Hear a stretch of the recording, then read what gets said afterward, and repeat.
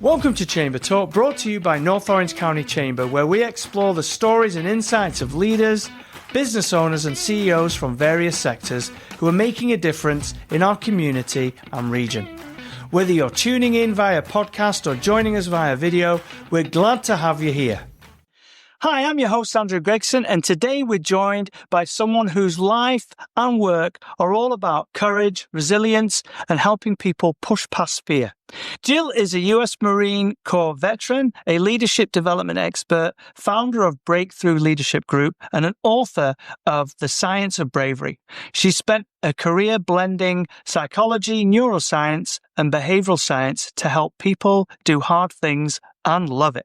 Jill, welcome to Chamber Talk. Thank you for having me. Excited to be here. So I wanted to start off with quite an easy question, really.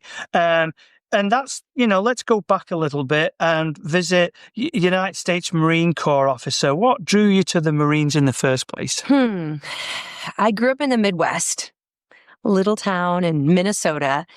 And the reason why I decided to pursue a career in the Marine Corps is I was influenced by my parents in a way that might surprise you. Not that my parents were in the military and I wanted to follow their footsteps, but instead I saw both of my parents, they worked hard, but they had jobs that didn't really inspire them. They went to work to earn a paycheck. They dreaded Monday morning. And I was thinking, is that all that is to life? Like, I want a job that has meaning. And so I decided to apply for a full scholarship on the Marine Corps. So there's something called a ROTC scholarship or a naval ROTC scholarship, Marine option. And my parents didn't even know I was doing this, but I applied for the scholarship and I got it. And it was my ticket to go to school anywhere I wanted to. Wow. For free. So when you're in Minnesota, growing up in Minnesota, and you have an opportunity to see the world. So I went to the University of San Diego. I studied there. And at the end of 4 years, instead of looking for a job when you graduate college, I was commissioned as a second lieutenant in the Marine Corps. So that was my motivation. And how many years did you spend in the Marine Corps? 5 years. Wow. Look at that. That's amazing. Did you go anywhere special? Well, I had the distinct, pleasure of missing all of the action. And now that it's been so many years I've been out, I can look back and go, I was so fortunate. I was commissioned in 1996, right after the Gulf War ended. And I had gotten out in 2001, right before 9/11 happened. So I missed all of the action. That chunk. But, and of course you don't want... You don't want that. But imagine if you were training to be a doctor, to work in an emergency room, and you never get to practice your skills. So back then I was like, I never got to do my thing. So lots of training, lots of joint operations, but I did see the world. I was stationed at different places across the United States, but, I went over to South Korea. I've been in the Middle East. We did some humanitarian assistance operations in East Timor. And when you get on a Navy ship and you sail, you steam over to the Middle East, you stop at lots of amazing places. So I've been able to see the world. Can you share a defining moment in your service that taught you something that you still carry with you today? Yeah, I would say it's those early years when I was going down the path to earn the title of Marine. So, and this connects with what I research today, which is bravery. So when I showed up in Southern California, got on a plane in Minnesota, heading to San Diego, California, excited, thinking that I had it all together. I earned the scholarship because I had the academics, I had the leadership, I had the physical fitness to earn this scholarship. And then I arrived. And everyone is lining up too. So when you go to college, usually freshmen, you show up a couple days early or a week early for orientation. But when you show up for ROTC, you show up another week early for ROTC orientation, which is like a little mini boot camp. So that's what I was arriving for. And everyone's lining up and they're separating people based on naval option, the people who are going into the Navy, and those of us that want the bigger challenge to go the Marine Corps route. So everyone's not signing up. Most people are going left over to the Navy side, and then you go right if you're a Marine Corps option. And I'm walking over to the right.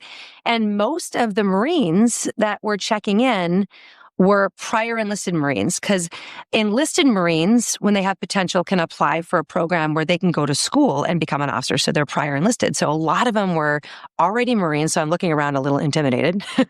There were some people like me, 18, checking in. But there were only 2 females, me and one other woman. I'm so glad there was another female there. And that first day, I put a lot of thought into my outfit. Realizing my error now. So I didn't want to wear jeans because I did some research and officers don't wear jeans. So you didn't want to wear jeans like what normal kids do when you're 18. Right. And I didn't want to wear a dress because that would be too girly for Marines. So I decided to wear what this is 1992, right? Back then, I thought was very professional. It was like these silk shorts that went to my knee because it was summer in San Diego. And then there was a matching like button-up shirt. They were hot pink with white polka dots. The shirt was white with a matching collar to match the shorts. And I wore like little pink pumps, like little ones, because I didn't want to go really high heel. And I even had the perfectly manicured nails to match. She sort of did go girly. Oh gosh, I guess I was it was way too girly. And so they just looked at me, were going, oh boy, we're going to have our fun with her. And that first day I was told by one of the seniors that went to the school, someone I looked up to that was about to be commissioned. And he came up to me and kind of leaned over and kind of sneered, kind of laughed. He said, "You're never going to make it as a Marine." Wow. And so that was my day one. Wow. That was my day one. And at that moment, I had a choice. Do I keep showing up? I could go back to Minnesota, go to school there around people who love me. Like, why keep doing the hard thing? And I'd love to say that the next day I got better, but it got worse. Right. Next day, as Marines, it's a lot about physical fitness. So we did our first run. I thought I was in great shape. In Minnesota, it's flat. Southern California, hills. So the first run and the first run for the first year, I could not keep up to the pace of the male Marines that were prior enlisted, and it was very shameful. It was hard. Right. But the reason why this shaped me so much is I chose, do I choose the uncomfortable path, which is that brave step forward each day to keep moving forward, or would I choose to take a step back and go the comfortable route? And I think because my journey started off kind of so dire and it was so hard in the beginning, earning the title of United States Marine upon graduation meant even more to me. And, I think some people, when someone tells them they can't do it, some people believe it and they take that internally as self-talk. But for me, when someone tells me I can't do it, that fires me up. So I am actually thankful to this day that he said that, because in the hardest moments, what motivated me was to prove him wrong. Right. And someday to have that Eagle Globe and Anchor, and I have it on my necklace, and my Eagle Globe and Anchor, I still wear it today, to be able to, prove him wrong. And I never had that moment. Right. I never saw him again. I'm like, did it. So the lesson, and the reason I bring up the story, is I feel like today, so many times when people face that kind of challenge, that they believe that the secret to happiness is to always be comfortable. So I think the pendulum has shifted a little over to ease, comfort, removing challenges is what I want in life. And what inspired me to write the book, The Bravery Effect, is what happens to someone's success? What happens to their self-belief? What happens to their life satisfaction when they choose the hard path? And even though it's difficult, it's challenging, it's not fun, what is the impact on their life if they choose the hard path versus the easy path? So one of my greatest accomplishment was earning the title of United States Marine. And when I was in college too, I was pretty pitiful my whole freshman year. I think probably a lot of people were wondering, is she going to make it? But I kept showing up and I kept trying. And after a couple of years, then my confidence emerged as my fitness emerged, and I was able to keep up. In fact, the summer between my junior and senior year, all Marine Corps candidates to become an officer have to go to officer candidate school. Right. So everyone in my school that I had been with for 3 years, we all have to go to OCS in Quantico, Virginia. And every single thing at OCS, you get a score for, and you're ranked at the end of it. And one of my proudest things is the end of that. This is physical fitness. It's tests on leadership. It's everything. I actually came back and I was the top finisher with the highest ranking in my unit compared to even the enlisted Marines that were in the officer program. And that gave me such a sense of pride. So when it's hard and you're able to overcome, that is the bravery effect. When you choose to be brave, which I'll define later, instead of taking a step back, right? It has such a profound impact on your confidence, your psychology, and your well-being. So I'm on a mission to help people choose the uncomfortable path, be brave, not to make them uncomfortable, but I want them to have their best life and the best success. So as you were going through university there, and I'm sorry, I don't know, because obviously I'm not from the United States, are you also doing your college work and also training for the military? So you're really doing 2 trainings as you're going through the whole 4 years or whatever, 3 years, is it? So when someone is in ROTC, and I think this is for all services, but I can specifically speak to my experience as a NROTC, we were called midshipmen before becoming an officer. So you go to college, and then once a week, we wear a uniform around school, right? And we have classes, and we have to do things with our military unit. Okay. It's not until the summer that we actually go active duty and train. So pretty much you're really a regular college student. Okay. Think of it as almost like a fraternity you're a part of. You're the club of the military. You got to wear your uniform and go to kind of extra meetings. But really, you're just a student throughout the year. And it's in the summer, then you go active duty for about 6 weeks each summer to actually train. Do some train. Right. And obviously, you were saying fitness. I mean, fitness for a lot of people is different when you join the military anyway, and especially in elite service like the United States Marine Corps.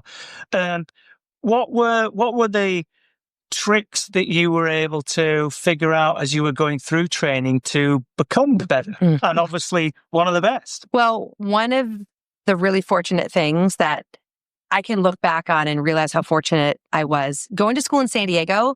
That is close to the Marine Corps Recruit Depot, MCRD, a base down in San Diego where Marines go through boot camp, enlisted Marines go through boot camp. So that training facility was super close to where my university was. In addition, there is the Navy SEAL base on Coronado. We had access to all of that training. So when I was 18, 19 years old, still trying to figure out how to be strong physically, my unit would always take us on these field trips where we had to go on base and do the obstacle course and do the Navy SEAL confidence course, which were terrifying to me. But one of the things that I now realize based on psychology, it's what Albert Bandura calls self-efficacy, your belief that you can do things.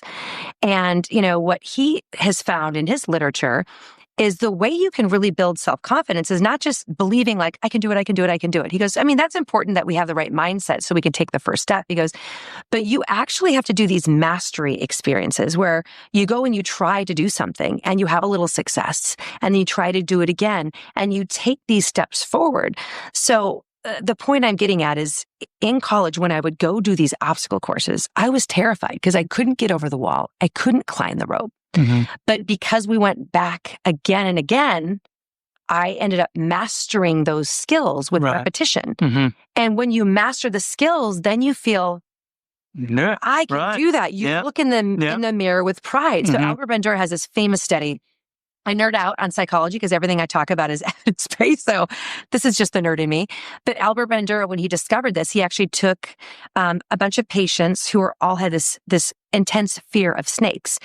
And he could spend all this time talking about mindset and talk to them about why snakes were not harmful, but it didn't help. He found, as he did his research, when he would show them a picture of a snake, and then he would show them a video of a snake, and then he would bring a snake into the room on the far side of the room, and then bring it closer, and then he would handle a snake in front of them, and eventually they would handle the snake. So it's these little steps, mastery experiences, that is what makes you overcome your fear. And I had the fortunate experience of having that in college.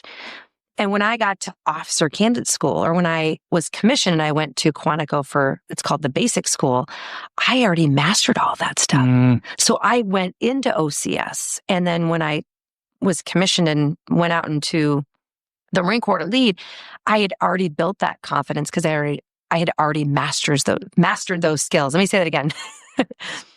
I felt fortunate because I had an opportunity to master those skills with repetition. Now, we'll get onto it in a moment because I'm sure a lot of these skills that you learned back then is part of what has evolved into what you do today. But just before that, you said you got out in 2001, is that right? I got out in 2001. So what did you do between then and now? Like, did you jump straight into public speaking? No. So I got out of the Marine Corps because I met the love of my life. Oh, congratulations. And he was not a Marine. He's actually the first man I dated that was not a Marine, and he's the one I fell in love with, and just decided that if I wanted to get married and start a family, I really wanted to be home and not be deploying all the time. So as I was getting out of the Marine Corps, I didn't know what I wanted to do. But there's all these recruiters that try to take junior officers because as a captain, they want to place you in a job because they want to make money as a recruiter. Okay. I didn't know what I wanted to do. I thought I wanted to be a business consultant. That's what I wanted to be. Right. And they were like, have you ever thought of the pharmaceutical industry? And I thought, I'm a captain of Marines. I don't want to be in sales. And what is with the medical field? No. And they just said, why don't you just practice your interviewing skills? I'm like, okay, I'll practice my interviewing skills. So I went to a couple of interviews. The second company that I interviewed with was Abbott Labs, and the hiring manager was a former Marine. So I ended up going down that route and fell in love with science. I love the industry. It's about partnering with doctors to elevate the quality of care. I absolutely love the industry. And I spent 15 years in the pharmaceutical, biotech, and device industry before I started my own company. Wow. Yeah. So that's a great segue, starting your own company. So what made you sort of think about that and sort of structure it at the very beginning? What really motivated me is I had gotten this really big promotion to be in charge of leadership development for our largest brand at Abbott Laboratories at the time. This job required me to be working in Chicago, but I lived here in Southern California. My husband at the time had opened up the first 2 Ashley furniture stores that are right here in Orange County. Now, when your husband has a brick and mortar store, it's kind of hard to say, hey, honey, let's just move to Chicago. So we made the decision that I would just fly into Chicago. So what really motivated me is I loved the work that I was doing. This is what I was meant to do. Leadership development was my calling. Loved doing it. But going to Chicago every week, I underestimated how hard it would be on the family. Right. And the reason I decided to make a change is I remember flying back home on a Friday. Sometimes I tear up when I tell the story, but I flew home on a Friday and I caught an earlier flight. And I surprised my young daughter, Brooke, to pick her up from kindergarten early. And so I pull up, and she gets in the car and she's like, Mommy, Mommy, Mommy. She's surprised to see me, which was wonderful to have her be surprised. And she had a picture of the family that she showed me. So she shows me the picture of the family and I'm not in it. Because you weren't there. I was gone so much, it didn't occur to her. And I'm like, well, where's Mommy? And she's like, oh, I forgot. It was just an innocent thing. Sure. It was one of those moments where I thought, one of those wonderful life-altering moments where you're like, okay, this is obviously bad. Right. But I now have to make a choice. So I decided in that moment that I have to make a change. And I was really confident in the value I was bringing and doing leadership development. I'm like, I can do this on my own. So that was 11 years ago. Wow. That I decided to start Breakthrough Leadership Group. And my biggest client is the company I used to work for. And so I still do a lot of business. So I do the same work, but now I get to work with tons of companies. And it's been a really great step because I get to help smaller companies, Fortune 100 companies with different problems. And it's more of a challenge for me to help many different clients. So my company still does that today. So as you were growing your business there, starting off sort of fresh, what sort of major challenges did you face 11 years ago? Well, I had somewhat of an easy start. I have so many people that come up to me and say, I want to do what you're doing. Like, how do I get started? So one of the fortunate things for me is when I started my business, I already had a relationship with my former company, which had become AbbVie. Abbott split into two and the AbbVie side. And they already said they wanted me to do leadership classes as an external. So I already had my biggest, I had my biggest client. Right. So I had an easy start. And from there, it's about building your brand and differentiating what you bring to others. And one of the things I learned when I was like leading in the pharmaceutical sales region is you always have to differentiate your product. So one of the things that I did to differentiate me from other consultants is I always made sure everything I did was evidence-based. I mean, I learned in the pharmaceutical industry, you never make a claim unless it's based on evidence. So instead of just saying, I think you should lead this way, because that's what I did as a Marine, just yell at people. No, actually not. Don't do that. Doesn't work. So, I became known as two different things so you have to figure out how to differentiate. How do you bring the most value? So everything I did was evidence-based. That was one thing that I took pride in. And then I really focused on trying to make the training that I did stick. So I would focus on not just a great workshop, but I would really work with the leaders on how can we make sure that the skills the leaders learned in the classroom with me translated to behaviors afterwards that would drive the bottom line. Right. So I really specialized in evidence-based and I would spend more time with the clients afterwards to make sure that it stuck. Because I mean, really the reason I'm there is to improve culture and drive results. Right. And so a lot of people who do leadership development training, they just want people to love the workshop.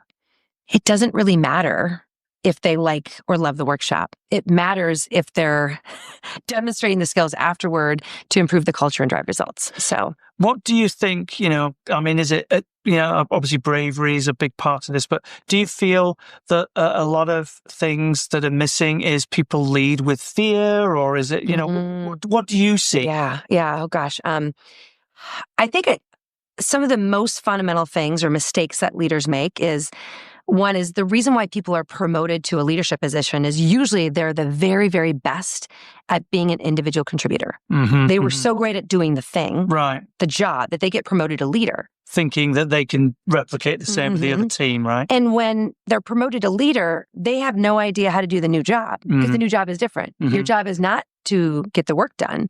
Your job now is to lead people who are getting the work done. And they have to understand that the job is different. So when people are promoted and they're not taught how to lead, they automatically sometimes take over, tell everyone what to do. So that's where you get these accidental micromanagers. These leaders are not trying to be overly controlling. They just know how to do the job probably better than anyone else. Right. And they give a lot of direction. So I try to help leaders understand is your job is not to be the smartest person in the room. And I always use the concept of servant leadership. I learned that from Ken Blanchard, one of my mentors. And Ken wrote a book on servant leadership, and he always talks about it. But, I try to help leaders realize that your job is not to have your employees serve you. You need to make sure the strategy is clear, the mission of the company is clear, and the goals and their responsibilities on what they're going to do to contribute to the mission is very clear. But after you do that, then your whole job is to best serve your employees so that they can be successful and accomplish their goals. Right.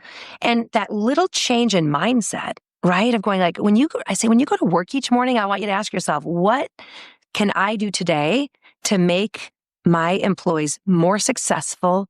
If you help them be successful and win, then your company wins. Right? So those are just some of the foundational things that I teach, when I have the pleasure of teaching new leaders. And I love when there's new leaders because they're usually like sponges and they're open to learning. I also spend time with executives, and that takes me a little bit longer. I feel like I got to take them through a boot camp because I need to break them down. Right. And tell them like, I know you're a really high position, but we need to start building from the basics. You have to relearn almost. We almost have to relearn. Yeah. I have to kind of, they say you need to check the ego at the door Learn how to jump that wall again. Keep practicing. Yeah. No, I get it. Yeah. Makes sense. So part of your work blends with psychology, neuroscience, and behavioral science. How do these disciplines really help people with what your teachings are? Well, one thing I want to add is what I do in terms of leadership development just took a little bit of a different shift about 3.5 years ago when I decided to go back to school. So what we all need for our own happiness and well-being and our success, and we need to keep growing and learning and growing. So I had been doing leadership development for 7 or 8 years with my own company. And I wanted to learn more. So I decided to go back to school and I earned my master's in applied positive psychology at Penn. And first, I want to tell you what that means. Yeah, I was going to say, what is applied? What is applied positive psychology? Positive psychology is a scientific study of elevating happiness and well-being in individuals, teams, communities, and society. So it's not about helping people that are unhappy, depressed, or anxious become not miserable. It's taking individuals, peoples, and teams that have an okay life or an okay culture at work, and how do you bring it to a higher level? And the reason I studied that is there's some researchers that have studied how does positive psychology impact business results when you can bring the two together. And I was fascinated. Makes sense. I'm like, this is all about culture. It's this emerging field. In fact, Sean Aker has this TED Talk, and that was the seed. I watched this TED Talk, and it's really entertaining. He's really funny. But he said, instead of thinking of achieving the goal as when you're going to be happy at work, he goes, actually, you have the happiness equation backwards. It's generating positive emotions on the journey to accomplish the goal. That's the rocket fuel that helps you achieve the goal. So that TEDx that I watched made me so interested, and I started reading. And so I went back to school and I learned everything about positive psychology. I earned my master's. And the reason why I now focus on what I do now is I realized that fear, specifically in business, is sometimes what holds back leaders from achieving extraordinary results. And it also prevents people from having the careers they want. Now, the fear I'm talking about, this is not Marine Corps fear, like running into combat. Someone who never served in combat. I told you that. But I'm not talking about physical fear. This is social fear. The fear of failure, the fear of rejection, the fear of maybe stumbling. And that fear holds people back from achieving extraordinary results or taking their career to the next level. So that is what I specifically studied. So if fear was a thing that's really holding us back in businesses and in our careers, what can we do? What's the antidote? What is the antidote? And that led me to studying bravery. Right. So now I have taken a deep dive into bravery, talked to all the leading researchers, and that's really what my passion is now, is how do we help leaders not only demonstrate brave leadership, but also help their employees make sure that fear is not controlling their behavior.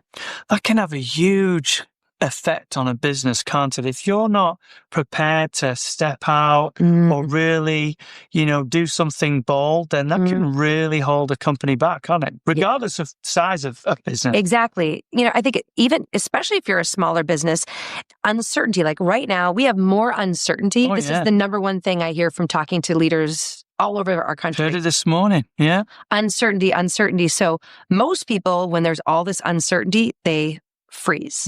Like they're just going to wait and see. Got to keep going. You need to keep moving. Yeah. I actually just finished an article today. It's going to come out in Forbes tomorrow that talks specifically about uncertainty.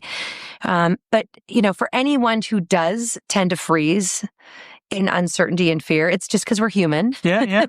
But we have to learn to move forward in the presence of fear. Because if you wait, the companies that are going to be the most successful are going to be the ones that let me get as much information as I can and make the most educated step forward. But I have to keep moving and just know that, as you take a step forward, you might need to make an adjustment. So take a step forward and another step forward. And then as new information comes about, or like in the Marine Corps, we would we have to go out and pursue the objective. We're going to take a couple steps forward. We're going to start moving toward the objective. But we know that any plan in the military is always going to change because the intelligence changes. So if you wait until you have all the perfect information, from a business perspective, you've waited too long and now you've lost the competitive edge. 100%. So, I really challenge leaders to say when you've got 70% of the information, you need to move forward. If you wait until you have 80 or 90%, you're already behind. You've waited too long. So, and you know what? You might make a decision to start moving in a direction, but as long as you're looking for early signals, you might make a course correct. But that's a lot better than just waiting. I have an example, small company.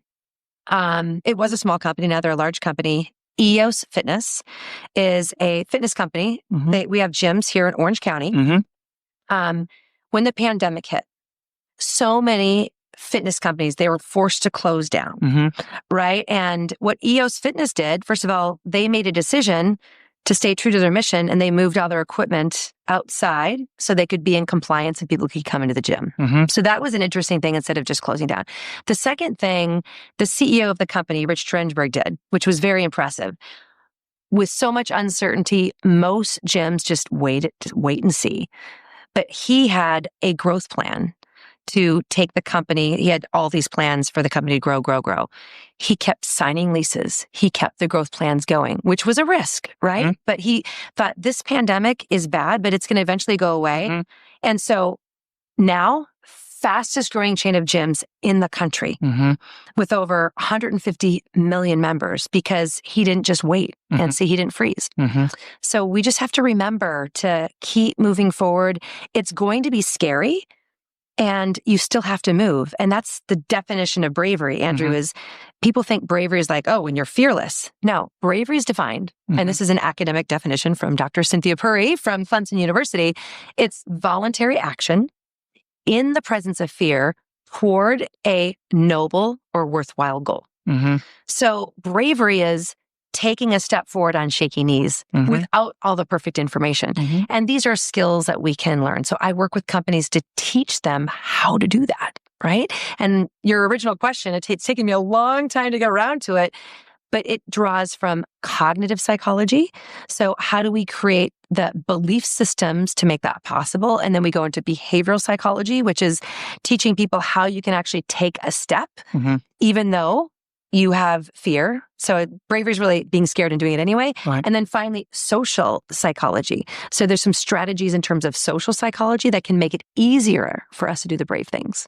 So on that point there, that because you're also studying your students, so to speak, is there parts of when you're sharing and teaching people how to make these brave steps for them to recognize where they're maybe taking a back seat and they need to move forward? Or Yes, absolutely. The people that go through my courses or people who are in the audience when I do keynotes across the country, that is a critical thing I need to have happen. I need them to realize that there are moments where they step back instead of step forward. And I say it this way provocatively because I just think it makes it more interesting. But when I'm speaking on the big stages, I will say there are a lot of moments in life. It might be when you're in a meeting and you want to share an idea. You have a choice right there. You're a little nervous. Do I raise my hand and share my idea, which is the brave move, or do I decide not to say anything, which is stepping back? Or I have to have the difficult conversation. Do I have the difficult conversation or, it's going to be uncomfortable, I decide not to? So one step is stepping forward, which is a brave step. And then the opposite is, and I ask the audience and they will say, cowering. So, I want people to realize everyone has fear. There are some aspects of your life that you are stepping forward and you're being brave, but what are the moments where there's something you really want and you've been waiting until the timing is right. You've been waiting until you feel confident, until you feel ready. That is just an excuse for you to cower, to step back. I'm not calling anyone a coward. No. It's just the choice. People would say play it safe. That'll be the word somebody would say, oh, I'm trying to play it safe. Play it safe. Right. Play it safe. But playing it safe you're is taking a step back. They're taking a step back. Yeah. So, and I give a lot of, real examples, like maybe there's that promotion to a supervisor or to a leadership position that you've been hesitating imagine for a moment the compound effect if someone in their career decides to not share their idea, to not have the difficult conversation later in the week. A couple weeks later, they decide not to post for the promotion, and they keep making these little decisions to step back instead of step forward. Take that over a year, 3 years, 5 years, 10 years, and what does it do to their career? Oh, it's huge, big upset. It's going to be a flat career. They may get promoted Could have eventually. even got fired. Yeah. Or maybe that. And the opposite is, that's what I'm so excited about, the bravery effect. When I teach people these skills, they take control of their career and their success. Right. Or their business is going to grow so much faster when they learn the skills of being brave. So when I think about the compound effect, my goal is at the end of life, I want people to look back and not have regret. I know. That's a big one, isn't it? I should have done this. I should have, coulda. Right. Like, we just need to take those bold steps. And when you do, it's scary, but it's exhilarating. Yeah, it is. And Andrew, I'm living it right now. No, I do every day. Because think about it. If I make a decision, I'll think, am I going to regret not doing it, or am I going to regret doing it? And that really is which way do I go? That's a motivator. Yeah. And the strategy you described is actually one that's been studied in psychology. So let's just share this with everyone that's listening in. So when you've got that, when you're at that crossroads, do I do the hard thing or do I not do the hard thing? Ask yourself, will I regret this later? Or an easy thing is they call it what does yourself a year from now want you to do right now? Right. So do a little time travel in your mind. What does your future self looking back want you to do right now? And whatever that answer is, which is probably going to say, do it. Right. But that really helps because you're looking forward and going, I don't want to regret this. I'm going to do it. Or another one is for companies, or, I'm just a steward of the chamber, but to me, it's like, what's best for my membership and what's best for the organization? Take me out the equation. So even if it's uncomfortable, like you say, that's a better decision maker because you're making the right decision in that way. Yes. So I know you've written a book. I purchased one on Amazon the other day, but it's not going to get here for a few days. Or hopefully it's going to be here for so I could get you to sign it. But I wanted to talk about that a little bit. First off, obviously the science of bravery. I want to know a little bit about what sparked the idea, and then after that, I would actually like to ask you, how hard is it to write books? But first off, what sparked it all off? Okay, I'm going to write. I just want to make a note too, because is it hard to write a book? And I want to talk about how I had to demonstrate a lot of bravery there. So what sparked the book is when I was studying positive psychology at the University of Pennsylvania. You have to learn about all aspects of positive psychology. And in general, there are 5 different things that we can do to create our best life, our most fulfilling life. And there's a famous acronym called PERMA. It comes from Marty Seligman. He's at Penn, and he's the father of positive psychology. P is positive emotion, feeling, joy, awe. That's very important, but it's 1/5 of positive psychology. Some people think that positive psychology is just feeling happy all the time. No, it's 1/5. So P in PERMA, then E is engagement, which is getting in the flow state, Csikszentmihalyi's research. 3, the R is relationships, the quality of our relationships. M is meaning, and A is accomplishment. What sparked my interest in bravery is A, accomplishment, which aligns to business owners, people in business, achieving something meaningful, accomplishing something with your business, the impact that your business has on your local community. Right. That is one of the drivers of our happiness and well-being. And in my field of positive psychology, I feel like accomplishment doesn't get enough attention. Right. When I go to conferences, it's all about positive emotions and relationships and all of these things, but there's not a lot of focus on accomplishment. But the evidence is clear.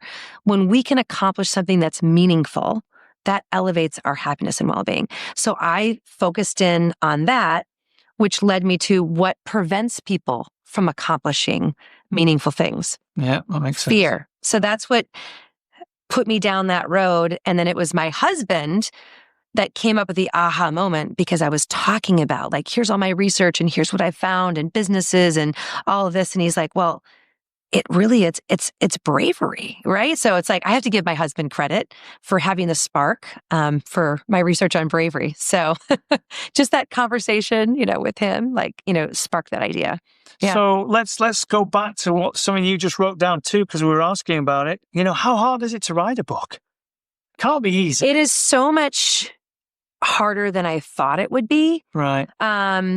So one of the things I teach in the book, so if anyone buys the book, it's called the Bravery Effect, and you're going to learn all these strategies. So I had to apply this to myself. So writing a book was something that was scary for me. But what is bravery? It's taking voluntary action in the presence of fear toward a worthy goal. I wanted to write a book. Right. So I had to use everything that I teach. The first thing I had to work on is making sure that I believe I can write a great book, right? So then you've got to overcome some of those self-limiting beliefs, use the power of yet, which is I'm not a great writer yet. So I had to work on believing that I can write this great book. The second thing that I teach in the book is what's called brave action, based on Roy Baumeister's research. He says you've got the best chances of doing hard things or the highest levels of cognitive function early in the day. So for me, writing the book, I had to do it early in the day when I had the most cognitive resources to do the hard work. A lot of times people wait and until they feel inspired or motivated to do it. Motivation is overrated. If you have a goal and it's something hard you have to do, you need to wake up and do it first thing. I call it attack the day. Mm-hmm. What do Marines do? We don't just wake up in the morning and go, hey, we're gonna have some coffee, just see what we feel like. No, we don't do that. You have your goal, you have your mission, you decide to do the hardest thing first. So I would just have to have discipline about writing consistently early in the morning when I had the best chance of getting that done. Will you wait until the end of the day? People procrastinate and say, I'll do it tomorrow. And that's when things get. And then the last thing, and this is probably the most important that helped me reach my goal of writing a book, is what I call developing a brave tribe. So for all the business owners out there, if there's something you're seeking to do, maybe you want to promote your business on TikTok and you're like, I have no idea how to do that, or it's scary. Or for me, I wanted to write a book and I don't want to just self-publish any book that only my mom and my relatives will buy. I wanted to publish a book that was written as a parable that would hopefully, make a big impact in companies across not just our country, but the world. So if I want to develop a book that is that good, I should be brave enough to go up to people who have done that, approach them, and ask for help. That's a good one. And advice. So part of bravery is being vulnerable. Yeah. But sometimes people think, to be brave, I can do it myself. I can figure it out myself. That is stupid because you are going to take so much longer in order to get to the goal. So be smart, be brave enough to curate a brave tribe. So I had the pleasure of working with Ken Blanchard because I used to teach his programs in Fortune 100 companies. So I already had a relationship with them. And so I would always ask for his advice and help. I would not have this book written today without his mentorship, because when I was stuck, I would talk to him and he would tell me, Jill, I felt the exact same way in so many of my books. And when he tells me that, I'm like, oh, so I'm not the only one? This is normal? Oh, okay, that feels good. And then he'd say, what is the challenge? And my challenge would be when I get in front of the computer and I want to write, it just doesn't come out. I can talk all day about it. Right. It flows when I talk. But it's different when you type it, isn't it? So he says, Jill, he goes, I had that same problem. So I just use dictation. And that little hint is what got me unstuck. Right. And so I was able to keep moving forward. So I don't know if I would have continued. I might have just said, I just can't write. Right. So I really want people to realize that surround yourself with people who have done the thing that you want to do. Like, who's successfully already done it? Get a couple of those mentors. Another mentor of mine is John Gordon. He wrote The Energy Bus, The Power of Positive Leadership, very successful author. So now that I've got different people that have done what I want to do, if you surround yourself with the people who have done that, they will encourage you. Encourage, the root word is to put courage. Encourage means to place courage inside of you. So you want to be around people who will will encourage you to keep going and will not allow you to quit and to tap out. But a lot of times we surround ourselves with the same people we always talk to, and they'll go like, this is stressing you out. You don't need to do that. Surround yourself with the people that will hold you accountable and accomplish the goal, not the people that will say, why are you doing this? Let's just go watch TV or go to the bar. No. I want to surround myself with people who will hold me accountable and help me accomplish the goal. So that was something that really helped me. So, writing the book was hard. And that's why I think getting it done makes it that much more exciting at the end. Another accomplishment. Mm-hmm. And how long did the journey take you? From start to finish, like a year and 9 months. That's not bad, is it? Well, Darn. I thought it would be faster than that. I thought it would take longer than that. Now, the research was done. So I had this picture of all of these stickies that were on my wall, like the concept of bravery, and then the 3, so the research was done and all the ideas were there for the book, but actually to write it. So one thing is writing it and developing a manuscript and then choosing the right publisher. Right. Yeah. And then I had to be wise enough to listen to the publishers because the manuscript was done. So I was like, hey, it's done. Let's publish it. And they're like, whoa. Like, what are your goals with the book? Right. So you have to be smart enough to listen to people who are smarter than you. Mm-hmm. So when I chose the right publisher, then it's taken about 10 months to do it the right way. Like there's developmental editing that they do and then copywriting and then proofreading and 2 rounds of each of that. And you have to market it. And there's so much more that goes into writing a book. But I told him I want to do it right. I want it to be high quality. I'm so proud of this book. I feel like I've given birth to a 3rd child. I'm so excited for you to read it and everyone out there to read it. So yeah, it's been exciting. So if you could pinpoint the book into one transformative takeaway, what do you think you would use? I would say for people to realize that growth and comfort do not coexist. I really teach people in the book to choose discomfort on purpose. And if they can learn that, if that is their takeaway, then I think the book has done its job.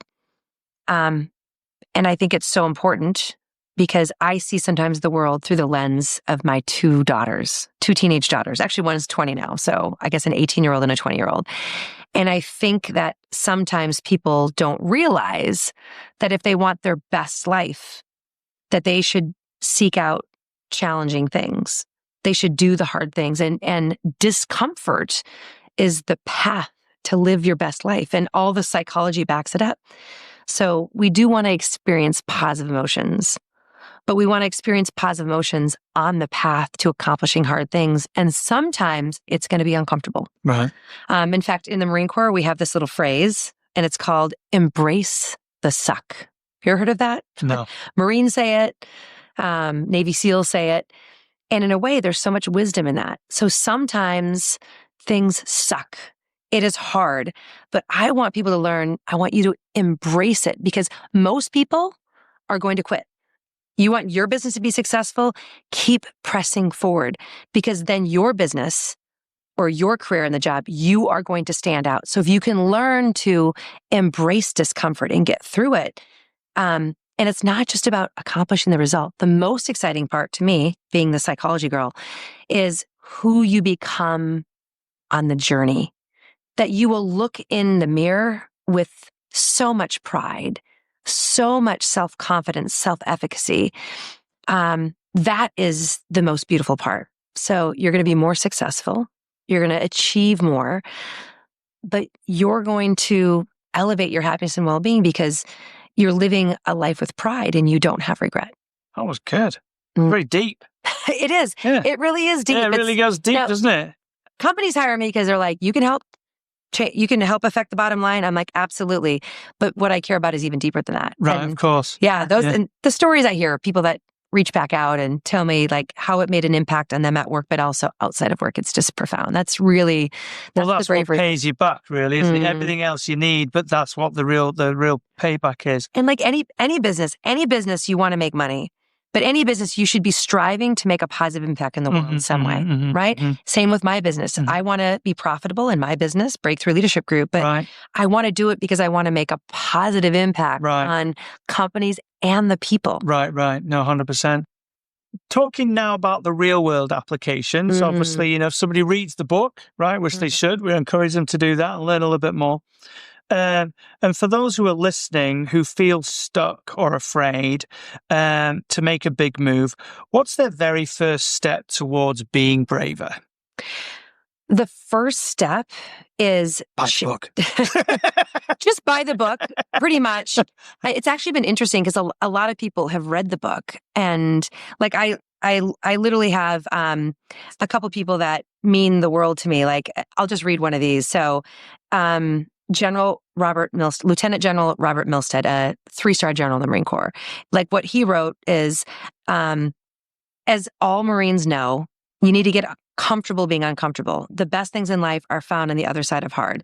This book will challenge you, and if you let it, it will change you. I only wish I had read it 40 years ago. Even a 3-star general. So in the book, it goes through these core things. But the first thing is we need to change about how you think. That we first need to win the battle in your mind. Right.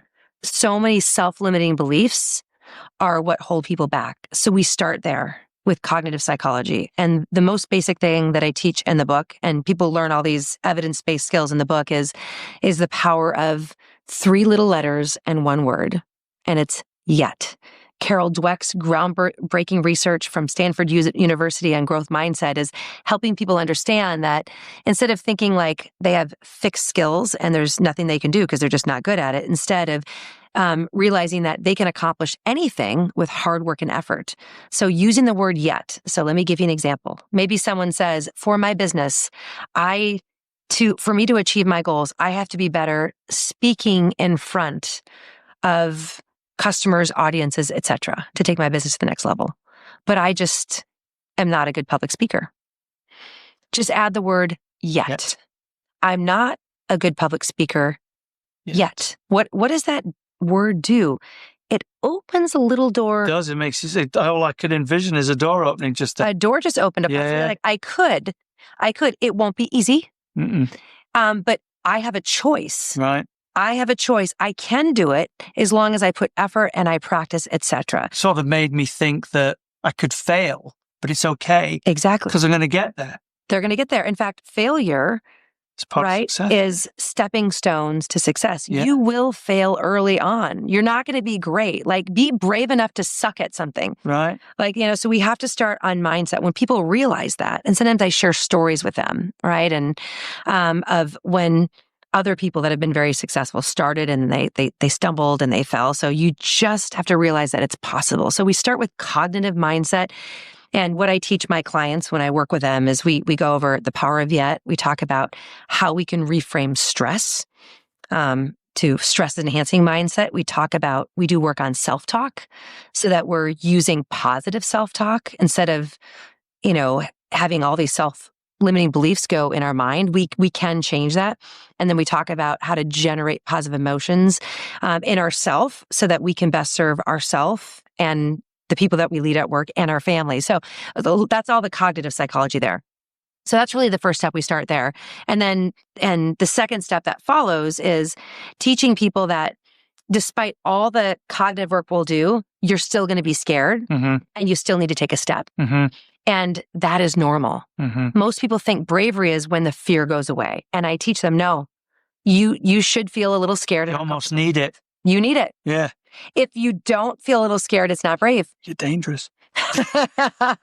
You could be though, couldn't you? Because you're overconfident. You're overconfident and therefore could make a bad decision from doing that, couldn't True. Potentially. Yeah. Potentially. But you take the big goal and you break it down into tangible steps. So like sometimes we say like, don't focus too much on the goal. Focus on the behaviors that you need to demonstrate daily and your team needs to do in order to achieve the goal. So more of the focus needs to be on the action we take each day. That focus on the day-to-day, you are what you consistently do, that gets us to the goal. So we just teach people how to be comfortable taking that step forward. And then we talk about, the third step is making sure that we surround ourselves with people that will make it easier. This comes from Ash's conformity, theory, where when you surround yourself with people that are challenging themselves and pushing the envelope, it just becomes the norm and you will do it too. So make sure you're surrounding yourself with people, use this community here to surround yourself with other business owners that it's going to help build that community that's going to make you feel more confident to take those steps. 100%. I was reading on your, going totally off topic now. I was reading on your website, your motto was courage over regret. There's got to be a story behind that, isn't there? It's just one of those phrases that I use for myself. As we were talking about earlier, that what motivates you is, I don't want to regret not taking action now. So for myself, I ask myself many times when I have to make a decision that it's hard to do or I'm a little bit scared, I'm like, I'm going to have courage today, or do I want to live with the pain of regret? So courage over regret. So it's just one of those mottos that motivates me to always lean in, always lean forward, a little bit uncomfortable all the time. And that's a sticker that I have, on my water bottle, and it motivates me each day. So courage over regret. That live with the pain of regret, that hurts, doesn't it? It does. Think about that. I want people to get uncomfortable. I want you to think about, imagine if you don't do the thing that you want to do, and how are you going to feel about it in 10 years? And I want you to say, how are you feeling? How will your life be? I want you to feel all that pain because it's going to motivate you. In bravery research, they found that is one of the best ways to help people take that step forward. Imagine the greater pain of not doing it. Right. It's what gives us the confidence to take the step. It's almost going back to that guy telling you you're not going to make it. Yeah. Same type of thing, isn't it? Exactly. Motivator. It's a motivator. Motivator. Yep. So Jill, this has been an inspiring and full practical with wisdom and everything. But before we wrap up, how can listeners connect with you and find out more about you? I have a website, and if people go onto my website, I give away lots of stuff. There's a free bravery assessment. Well, my website is JillSchulman.com. So my first name is easy to spell, Jill, last name Schulman. So JillSchulman.com. If you go to my website, there's all kinds of free resources that people can download for free. They can take the bravery assessment, which really measures how are they on the cognitive side of bravery, on the behavioral side, and on the social side. So they get, and then they get a free bravery blueprint, which gives them evidence-based tips to apply exactly what we've talked about. So they just get that for free. Right. You can also sign up for my newsletter. So every month I can give you more tips, more evidence. So that's just my website. And then I'm all over social media. So LinkedIn is kind of my primary everyone here is in business, so please connect with me or follow me on LinkedIn because we all need these little reminders, right? So every day I commit for all the people who follow me to do a little post that just gives you that little nudge to help you make the decision to be brave versus step forward instead of step back. So it can be a stoic quote. It can be a story from, a business owner. Maybe I'll start featuring some of the stories that we find out from here. But I'm always just giving little things to my audience to help them take that brave step each day. So, Jill, we've reached the moment in today's episode where we always ask our guests if they would like to share a final word or two, or maybe there's something we've missed. So, your free time for the free mic. Okay. What comes to mind is, everything we've talked about and everything that's in the book is really designed to help individuals and their businesses be more successful to apply this to themselves. But I want to talk for just a moment about parenting. That's a good one. And how this applies to how we parent. In today's world, there is a shift toward parents, and myself included, wanting to be so helpful to our sons and daughters that we want to remove challenges, that we want to make them happy, so we want to remove all discomfort. But when we do that, we make them weaker. In the literature, they call this the coddling effect. So as I've done this research, I have realized that there's times where when my kids were experiencing some type of adversity, you just want to make them happy. So you want to come in and you want to take away the adversity. Mm-hmm. So what I've learned, and this comes from a researcher, a psychologist at the University of Texas, Austin, and what he has written about is instead of taking away the adversity or lowering the standard to make your kids happier, instead, as parents, we need to help our children rise to the occasion. So don't remove the challenge, but we should come in lovingly and supportingly help them meet the challenge so that they can learn these skills of being brave, so they can feel capable. So I think that's what's on my mind now. And I think part of the reason I wrote the book is for my daughters to read. It's dedicated to my daughters, but we as parents need to learn, how do we teach our children to be brave? Right. And please, I emphatically encourage, if you're a parent, please read this book. The main character in the story does have a child here. And we need to help our kids realize this, that a path to happiness is not just comfort. So we need to help them make the choice to try to accomplish hard things. And when they're struggling, be there to encourage them, not allow them to tap out. That's good. That's a good ending, that, Jill. Well done. So, Jill, thank you very much for joining us today in Chamber Talk. And, thank you. Yes, it was a pleasure. I enjoyed the conversation. Thank you, listeners, for tuning in to Chamber Talk. Until next time, stay inspired and connected by visiting nocchamber.com and selecting Sign Up for News at the homepage. For more interviews, visit chambertalk.podbean.com.